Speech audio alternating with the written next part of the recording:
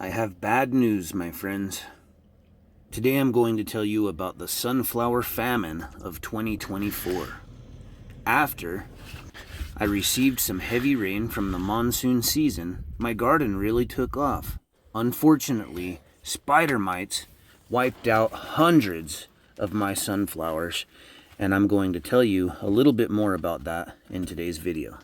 I've been talking for several days about how excited I am. I was able to clean off my welding table here, set up my plasma cutter, my Forney welder, and most importantly, my YesWelder DP200. This welder is capable of MIG, TIG, stick, gas welding, and other options. So this is a 7-inch full color display. I have no idea what I'm doing. Let's hit the question. This is help, I think. Oh, look, automatically it tells me. Isn't this cool? It tells me that this is how you could set up for MIG mag. With the clear display on the screen, I know that's exactly how this connects. And finally, you can specifically see that they're using this clamp and that it plugs in to the negative. If I hit help again, it backs out. Tells us what our settings are currently. So this is confirm or select. Okay, so we can select if we're going to weld some steel, stainless steel. I believe that these are different types of aluminum. Finally, this would change your voltage. I think I'll just try to start off half and half. So home would take you here. Now look, this is the MIG mag. Maybe I did this wrong because I think I'm going to be using flux cord wire. What happens if we go over here? Does that change everything? It still shows the same wire. It shows that we've selected steel for now. And if I hit question for help, oh, okay, I see. The settings, oh, it is a little different.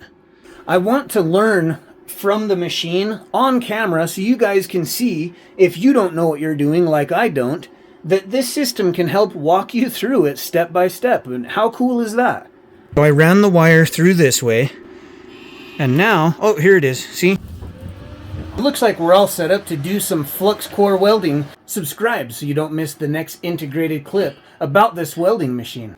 Not only did spider mites wipe out most of my sunflowers, they also wiped out about half of my tomato plants. I started to notice little spider webs wrapped around the ends of some of my plants, and I also noticed that those plants seemed to be dying off, and I didn't know what it was. This is one time that I needed to use Google, and I just put in what I had seen and tried to find out what it was. And quick enough, I realized that spider mites are probably to blame. As I inspected the sunflowers, I noticed spider mites in groups underneath some of the leaves. And so I just started to remove those. And I read that, you can spray the spider mites and whatnot, but removing them altogether is probably the best way to actually absolutely get rid of them. It probably doesn't hurt that I have praying mantis in my greenhouses, but because I didn't notice the mites earlier, they really wiped out my greenhouse. Real quick, I want to say thank you to Jennifer K for sending in mint treats for the dogs. And I want to show you, I never expected this. She sent in 4 packages of the minties. And I'm going to show you how much I like having these around for the dogs.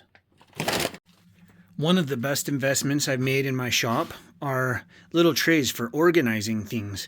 And I like to have everything in its place. It helps me know exactly where something's at. And of course I have mint dog treats up top here.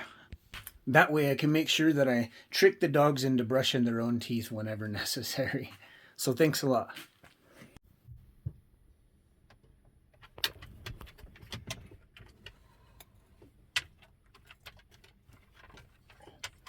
Why does the hummingbird want to peck the glass?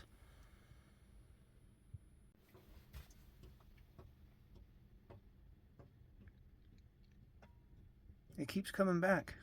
I've had so much going on around the homestead that I didn't have time to clean out the shop, but the other day I organized it, and that felt great. At the end of the day, I was relaxing. I looked up, and I see an elk through the window, and this elk either hopped the fence or pushed his way through. It's kind of wild because I set up that perimeter fence to keep the horses inside the fence.